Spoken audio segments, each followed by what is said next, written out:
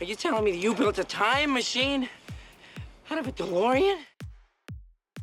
One of the great tragedies of human existence is that time travel is impossible. Time passes, and when it's gone, it's gone. Why do you ride like you're running out of time? Yet we cannot stop imagining what time travel would be like in books, TV shows, and especially movies. So on a deeper level, what are these cinematic fantasies of mastering time, which continue to be as popular as ever, really about? At its essence, the time travel fantasy is a surreal parable in which characters get the chance to find perfect solutions to those fundamental human dilemmas that, in reality, we're forced to process haphazardly on the fly, in our fleeting present, while time marches inexorably onward. When it comes to time, we are prisoners.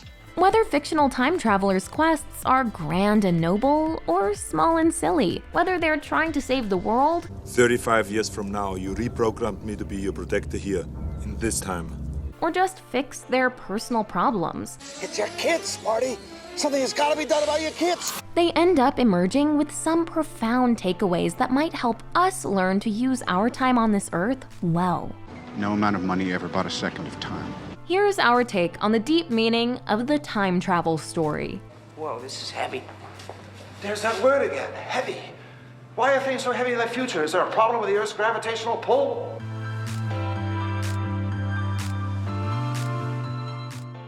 You're watching The Take. Thanks for watching, and be sure to share and subscribe.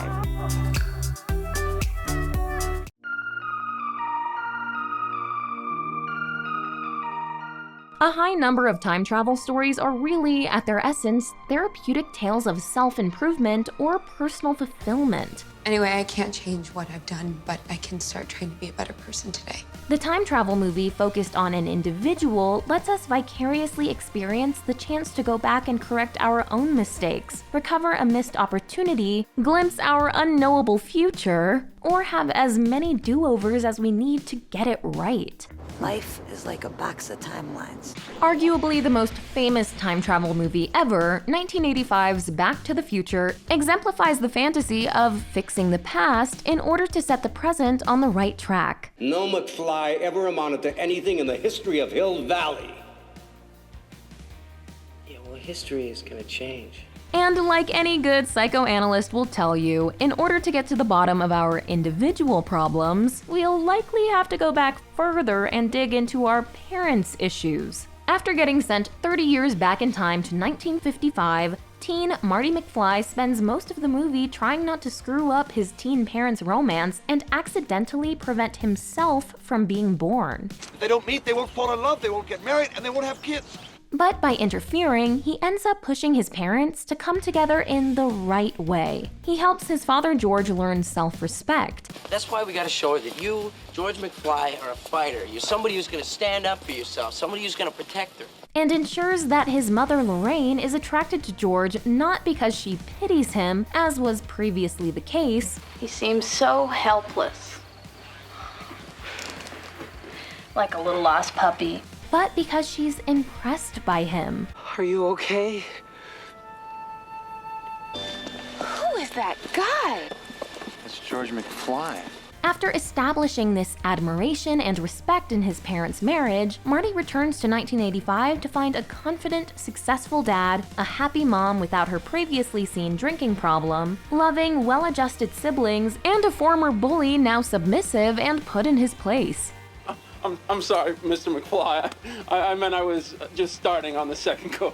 So Back to the Future sends the uplifting message that it's never too late to fix what's toxic and negative in our lives. If you put your mind to it, you can accomplish anything. And this starts by restoring esteem and appreciation to our closest relationships. Like I've always told you, you put your mind to it, you can accomplish anything. While Back to the Future begins with threats of iron determinism, If they can't dance, they can't kiss. If they can't kiss, they can't fall in love, and I'm history. as the sequels go on to explore the future and a more distant past in the Wild West, the trilogy really ends up being about free will. Your future hasn't been written yet.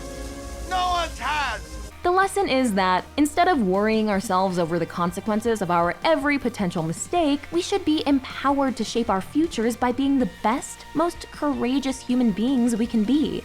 Your future is whatever you make it. So make it a good one. And the individualistic time travel stories that have followed it largely share this sense of optimism and the message that it's up to us to write our futures. Sometimes the time travel story can be a conceit for offering us the perspective we lack when we can view our lives only from the present. In Peggy Sue Got Married, when Kathleen Turner's character gets mysteriously transported back to her teenage self, she tries to do things differently and avoid her future problems. You're gonna blow it, Peggy Sue. But she still arrives at the same decisions and returns to the future with new appreciation for what she's had all along. You were terrific. And I kept trying to push you away. A subgenre of individualistic time travel stories deals with finding love in another time. Stories like Outlander capture the irresistible romance of imagining that your connection to a soulmate is so strong, it transcends space and time. So time, space, history, be damned. Unlike so many of our real-life present romances, which are thwarted by much humbler limitations. A similar strand of stories shows characters finding their true purpose or otherwise feeling they belong in another time. This generation is empty and has no imagination. These movies speak to viewers who feel misunderstood or out of place in the time they've been born into. I want more of this, more 1876. There's a myopic self-centeredness to many time travel stories of the individualistic Back to the Future vein, in that these characters who are given the opportunity to alter anything in history choose to focus solely on their personal, romantic, or family problems. Ever since I wrote Let's Get It Started back in '86, I've been on a roll. Mbop, triple platinum, a lot of stations still playing Gin and Juicy Juice. Viewers can identify with time travel as a selfish fantasy, though. As long as we're coming clean, I Marilyn Monroe. Because who hasn't indulged in the daydream of getting another chance in the past or knowing the future just so you could use that to get rich, get better grades, or make it work out with the love of your life?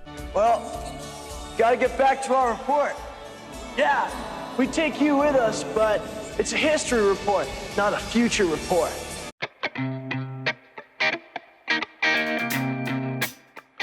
The problem of selfishness is addressed head-on in another subgenre of the time travel movie, the time loop story. You think I'm acting like this because I'm egocentric? I know you're egocentric. It's your defining characteristic. In the time loop story, the protagonist doesn't get one do-over with terrifying momentous implications for the space-time continuum. Somewhere in the past, the timeline skewed into this tangent, creating an alternate 1985. Instead, they get so many do-overs that the opposite problem results. Their actions feel meaningless, since at the end of every day, all of their choices and actions are erased. The only way to really live in this is to embrace the fact that nothing matters. At times, this is liberating. Nothing they do has consequences. Don't you worry about cholesterol, lung cancer, love handles? I don't worry about anything anymore. Other days, it's a claustrophobic hell. Nothing they can do will let them escape this endless, mind-numbing repetition. Good day so far? Today, tomorrow, yesterday, it's all the same. 1993's Groundhog Day is ultimately an existential or spiritual fable, in which Bill Murray's Phil Connors goes through various stages of coping with his predicament that mirror potential world outlooks we all might try on in deciding how best to live. From recklessness and hedonism to selfish manipulation and exploitation. Sweet vermouth on the rocks with a twist, please. Sweet vermouth, rocks with a twist, please. The pursuit of godlike power over others. I'm a god. You're God. I'm a god. I'm not the god. Deep depression and existential despair. And finally, love. I'm happy now. Because I love you. The turning point in Phil's situation is when he begins to take gradual steps to improve himself. Ultimately, the only way out of Phil's hell is to overcome his selfishness. The wretch, concentred all in self. Living shall go down to the vile dust from whence he sprung. In an inversion of the famous line from Sartre's No Exit, hell is other people, Groundhog Day argues that hell is living only for oneself, and only by living for others will you find the meaning that will free you from existential misery and make existence bearable. Is there anything I can do for you today? Both Russian Doll and Palm Springs complicate the story by letting the character who's first introduced to a time loop share this burden with another. It's one of those infinite time loop situations you might have heard about. That I might have heard about. Like Groundhog Day, Palm Springs still aligns its central character's progress with romantic fulfillment. But whereas the fairly perfect Rita is Phil's reward for his self-improvement, Palm Springs gives us a couple who are both stuck in a time loop. Well, at least you have each other. Nothing worse than going through this shit alone. Thus, this story vehicle for personal development becomes one for couple development, an exploration of the dynamics of a long-term relationship and the ways that two people can grow to understand each other better than anyone else in the world, help each other, and enable each other to free themselves from self-destructive habits. In order to really know a person, you have to see the entire package, the good and the bad, and I've seen your package, and it is excellent, Sarah. While the takeaway of Groundhog Day is that only selflessness can free us from our personal hells, Palm Springs explicitly refers to its predecessor's solution. What's the most selfless act you can think of? Something that would guarantee this day to end. And rejects it. Didn't work. Life is meaningless. Instead, the movie emphasizes a message of agency. When we feel stuck in a toxic cycle, we have to take concrete actions to devise and seize a way out. I need my life back. And I am asking you if you want to leave this place and come with me. Some have also written about Groundhog Day and its successors as Buddhist fables for the way they depict a cycle of death, rebirth, self-fulfilled growth, and redemption through repetition. Without any lasting external consequences to a person's actions, the only effects of time spent are internal. All that's real is whatever insights the protagonist has learned, how they've been changed, spiritual progress they've made. Ultimately, the time loop movie is really about how all of us must learn to find meaning in the present, which can all too easily feel stagnant, repetitive, and lacking in consequences achieved. Thursday. What a cancer. Ironically, once Phil's selflessness is rewarded with the time loop finally breaking, he decides he wants to stay in Punxsutawney after all and keep on living his days like this for the rest of his life. Let's live here. So once we crack the code of finding meaning in the present, we just might realize that everything we needed was within us all along. Go. Complete your transformation from selfish to selfless.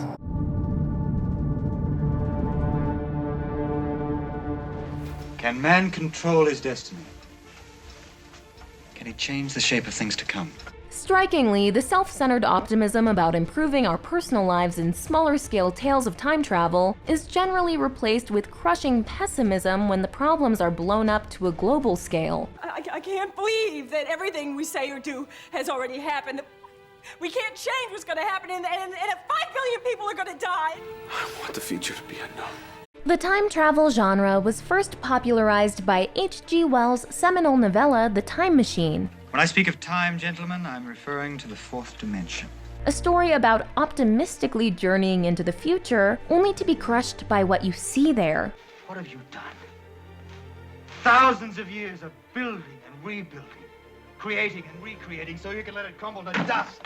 In the book and its film adaptations, after an early 20th century Londoner goes over 800,000 years into the future, he discovers that humanity has been divided into two species, one of which feeds on the other. This warning about the dangers of class inequality to society's long-term health suggested that our expectations of progress are by no means guaranteed to pan out. Have you not considered the human cost of what it is you're doing? We all pay a price. The alarming future is also at the center of the Planet of the Apes series, whose first movie ends with the twist that what seemed to be a primitive past is in fact a dystopian future. You blew it up! Oh, damn you! God damn you all to hell!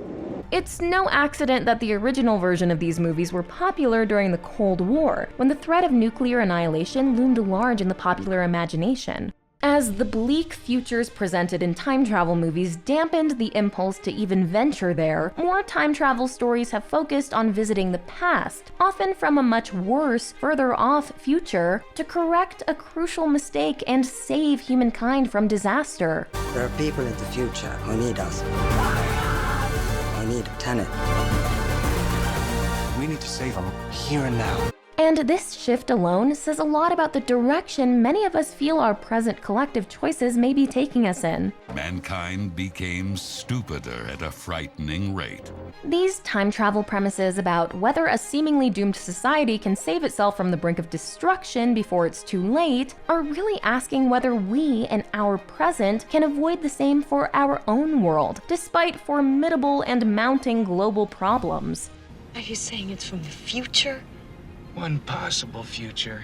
Still, these stories do impart a sense of optimism by imagining that we, the people watching the movie right now, in the present, still have the opportunity to implement changes that can turn this ship around, even if that window may be closing. The future is not set. You must be stronger than you imagine you can be. You must survive, or I will never exist. Mastering time travel is the ultimate form of control, and one that seems particularly unlikely to materialize in our lifetimes. In a sense, movies themselves are the closest thing we have to a time machine, compressing and expanding, and bringing us back to certain events or feelings. The moment seizes us. Movies allow us to enjoy that dream of playing God and controlling what we're entirely powerless over in reality. We can save the people we love.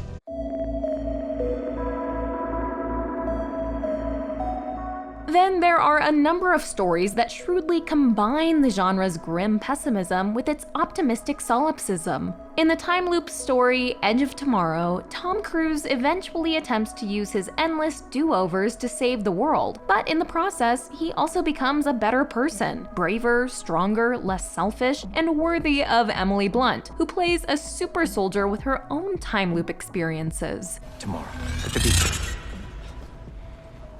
We meet.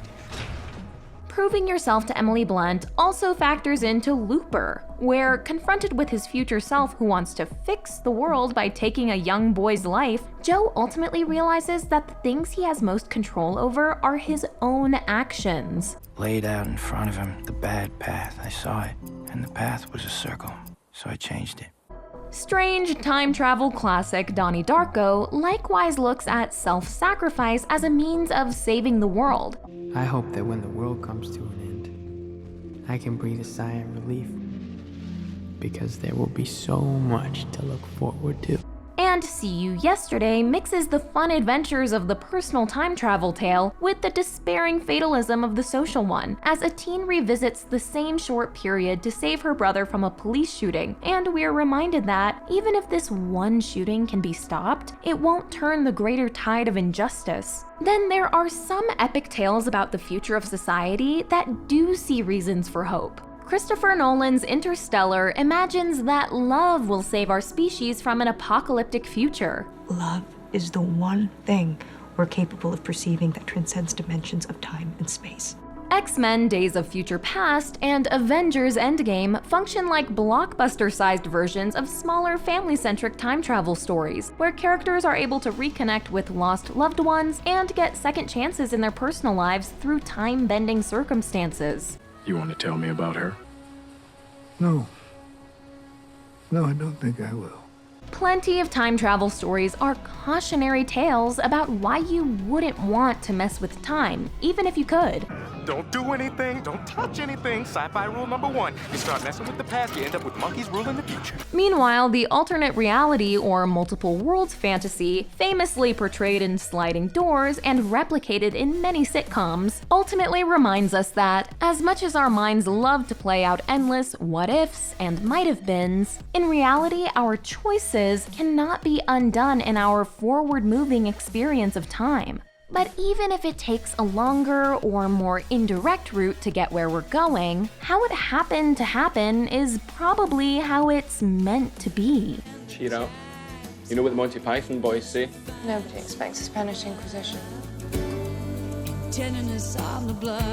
Time travel movies, with their technicalities, plot holes, and inconsistencies, are endless fun to discuss and debate, especially when they're confusing. Think about it. If you travel to the past, that past becomes your future, and your former present becomes the past, which can't now be changed by your new future. But ultimately, the central fantasy of time travel is simply getting more of it. Some extra moments of our most precious and impossible to replace commodity. You can't repeat the past. Why, of course you can. It's fitting that optimism and pessimism coexist in so many time travel stories. While our relationship to time is heartbreaking, it also gives our lives meaning. You said that every human is a little bit sad all the time because you know you're going to die. But that knowledge is what gives life meaning. Time travel stories offer us blueprints for getting it right, suggesting how we might apply the movie's lessons to our own present. I just tried to live every day as if it was the full, final day of my extraordinary, ordinary life. In the end, all we can do is learn what we can from these imaginary scenarios and make the most of the now, while the future remains ever a mystery. See you in the future. You mean the past? Exactly. If you're new here, be sure to subscribe and hit the bell to be notified about all of our new videos.